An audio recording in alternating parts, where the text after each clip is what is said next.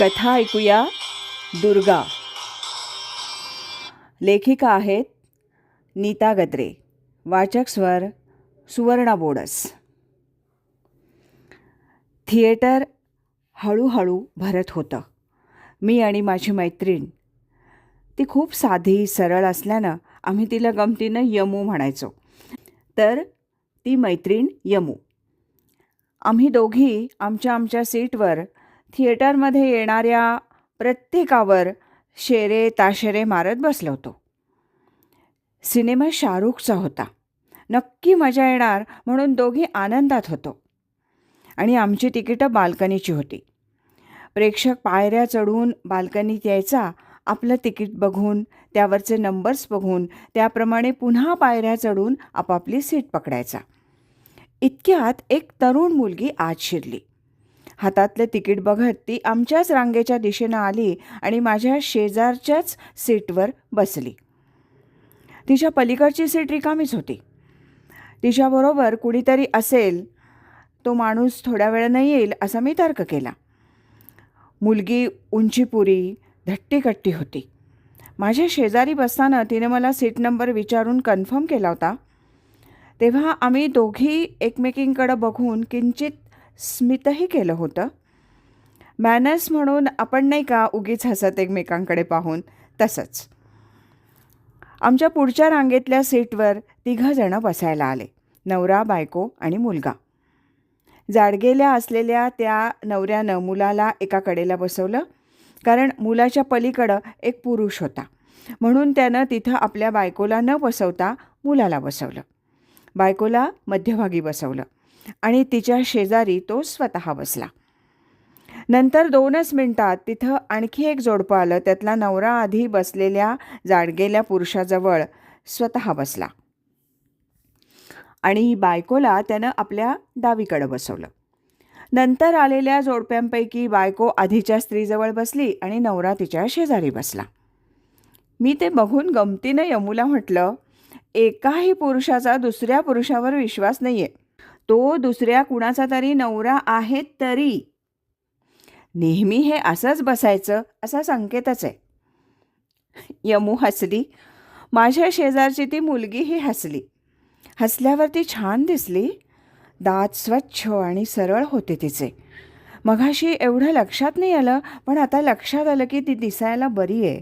डोळे काळे, मोठे, टपोरे, केस दाट, कुरळे, तब्येतही चांगली सुदृढ. ती म्हणाली, तुम्ही आत्ता म्हणालात ते बरोबर आहे. माझ्याही शेजारच्या सीटवर तुम्ही म्हणजे एक बाईच आहे हे बघून मलाही बरं वाटलं होतं. तुझ्याबरोबर कोण आलंय? भाऊ, मिस्टर बाहेर थांबलेत का? का? माझ्याबरोबर एखादी स्त्री, मुलगीही असू शकते. तो पुरुषच असेल असं तुम्हाला का वाटलं? की हाही पुन्हा एक संकेतच? तिनं हसत विचारलं. स्त्रीही असू शकते ना, पण मग ती तुझ्याच बरोबर आत आली असती. ती कशाला बाहेर रेंगाळेल? पण मी एकटीच आले असले तर? ती हसून म्हणाली. एकटीच आली आहेस? माझ्या नजरेत, स्वरात आश्चर्य. हो, एकटीच आली आहे. ती मनापासून हसत म्हणाली. ओके, मी म्हटलं आणि हसले. थिएटरमधले लाईट्स मंद झाले, नंतर बंद झाले. समोरचा स्क्रीन झगमगला. गुळगुळीत सुंदर जाहिराती झाल्या. आता सिनेमा सुरू झाला. सिनेमा सुरू होऊन 15 मिनटं झाली आणि तिच्या शेजारच्या सीटवर एक माणूस येऊन बसला. तिच्या अगदी शेजारच्याच सीटवर बसायचं त्याला खरं म्हणजे काही कारण नव्हतं, कारण ती पूर्ण रांग पुढं रिकामीच होती. तो कोणत्याही दुसऱ्या एखाद्या सीटवर बसू शकला असता, पण तो तिच्याच शेजारी बसला. ही गोष्ट माझ्या मनाला खटकली. तिथंच मनात शंकेची पाल चुकचुकली. मी मनात म्हटलं, जाऊ दे, ती मुलगी काय ते बघून घेईल. आपण नको त्याच्यात लक्ष घालायला. सिनेमा बघूया मस्तपैकी. मी तिच्याकडे पाहिलं. तिच्या चेहऱ्यावर नाराजी होती. ती थोडीशी माझ्याकडे सरकली आणि अंग चोरून बसली. खुर्चीच्या हँडरेस्टवर आता दोघींचेही हात चिकटून चिकटून ठेवले गेले. थोडा वेळ गेला. तिची चुळबुळ सुरू झाली. तो बहुतेक तिला त्रास देत होता. मी सहज पाहिलं, त्याचा हात तिच्या खुर्चीच्या हँडरेस्टवर होता, खांदा तिच्या खांद्याला भिडलेला. अरे बाप रे, हा माणूस आता तिला त्रास देणार. मीच अस्वस्थ झाले. माझं सिनेमातलं लक्ष उडालं. नालायक आणि मवाली माणूस होता तो. तिला नक्कीच त्रास देईल तो. मग आता ती काय करेल? ती उठून दुसरीकडं बसेल का? आणि तिथंही तो गेला तर? किंवा ती उठल्यानंतर तिचा नाच सोडून देऊन तो आपल्या शेजारीच येऊन बसला तर? बाप रे, मग कठीण आहे. मग आपण काय करायचं? सरळ सिनेमा अर्धा टाकून घरी जायचं? उगीच कटकट नको. मला खूप भीती वाटायला लागली. आता ती काय करेल? मी पाहिलं आणि भीतीनं माझी गाळणच उडाली. त्याचा एक हात तिच्या खांद्यावर होता आणि दुसरा तिच्या स्तनांवर. आणि ती ताडकन उठली. त्याचा शर्ट पकडून तिनं त्याला उभं केलं आणि काही कळायच्या आत खडाखड त्याच्या थोबाडीत मारायला सुरुवात केली. त्याला हे अपेक्षित नव्हतं, त्यामुळं तो घाबरला होता. मी भयचकित नजरेनं ते पाहत होते. तिच्या तोंडाचा पट्टा सुरूच होता. नालायक, हलकट, तुला काही आया बहिणी नाहीत का रे? हरामखोरा, त्यांना असं कोणी केलं तर चालेल का रे? हे डुकरीच्या. तिच्या शिव्या ऐकून मला कापरच भरलं. आता ती थांबेल तर बरं असं वाटलं. ती थांबली तर नाहीच, पण आता तिनं त्याला ढकलत ढकलत रांगेच्या बाहेर नेलं. ते दोघं जिन्याच्या पुढच्या मोकळ्या जागेत आले. तिनं पायातली चप्पल काढून त्याला यथेच्छ बडवायला सुरुवात केली. माझ्या मनात आलं, सोडून द्यावं तिनं त्याला, पुरे ना आता. थिएटरमधल्या इतर माणसांना त्रास होतोय. माझ्या मनातली ही भावना ओळखल्याप्रमाणे आमच्या पुढच्या रांगेतला तो मगाचा जाडगेला माणूस उठला आणि ओरडला, ओ बाई, थांबवा हे सगळं. काय तमाशा चालवलाय? आम्ही इथं सिनेमा बघायला आलोय, तुमचा तमाशा बघायला नाही आलोय. बस करा. दोघं बाहेर व्हा बरं. डिस्टर्ब नका करू. नसती कटकट यायला. ती ओरडली, डोरकीपर, ओ डोरकीपर, मॅनेजरला बोलवा. बोलवा बोलवा. सिनेमा बंद करायला सांगा. मी चालवलेला तमाशाच बघू दे सगळ्यांना.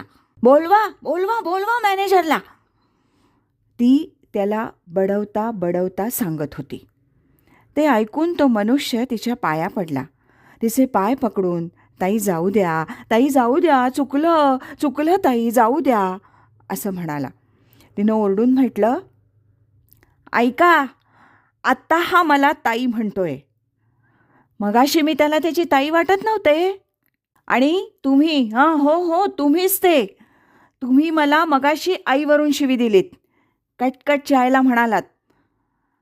अंधाराचा फायदा घेऊन मला त्रास देणाऱ्या माणसाला मी 2 थोबाडीत दिल्या तर तुम्हाला त्याची कटकट होतीये? डिस्टर्ब होतोय? माझ्या अब्रूपेक्षा या साहेबांना सिनेमा महत्त्वाचा वाटतो. तुमच्या बायकोला कोणी असं केलं तर चालेल?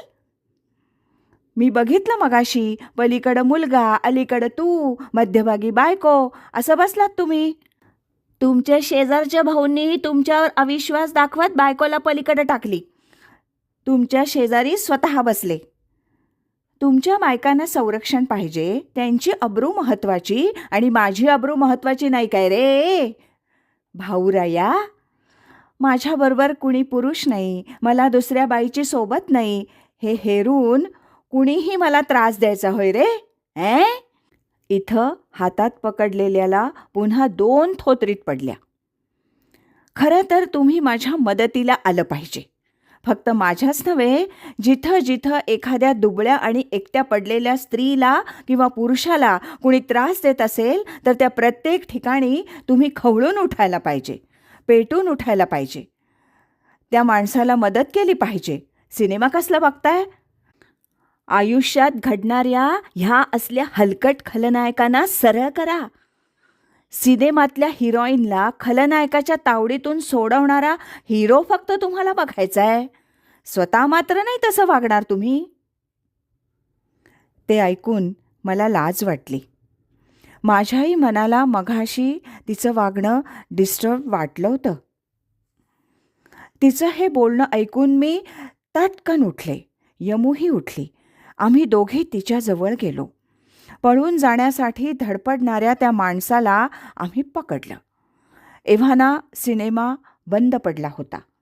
थिएटरात दिवे लागले होते. थिएटरचा मालक आणि त्याच्याबरोबर 2 माणसंही आली होती.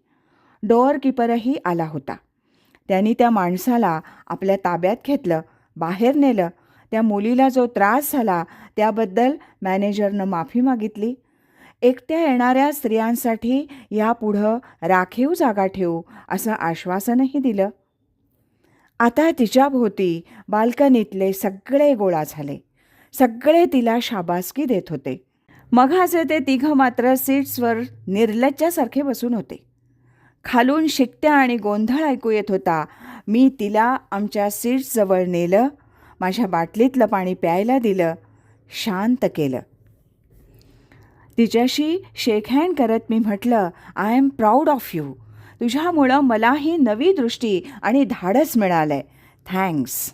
ती हसली आणि म्हणाली, आत्ताच्या काळात कोणताही श्रीकृष्ण कोणत्याही द्रौपदीचं रक्षण करायला येणार नाही. आपलं रक्षण आपणच करायला पाहिजे. त्यासाठी हिंमत केवळ हातात नाही, मनातही लागते. ती माझ्या शेजारी बसली. आम्ही एकत्र पुढचा सिनेमा पाहिला. आमची जास्त ओळख झाली, पक्की मैत्री झाली. आजही ती टिकून आहे. माझ्या मध्यमवर्गीय नेभळट बुळगट कातडी बचाऊ कच खाऊ भेकड मनाला जन्मभर पुरेल इतकी जिगर, धाडस आणि आत्मविश्वास तिनं दिलाय.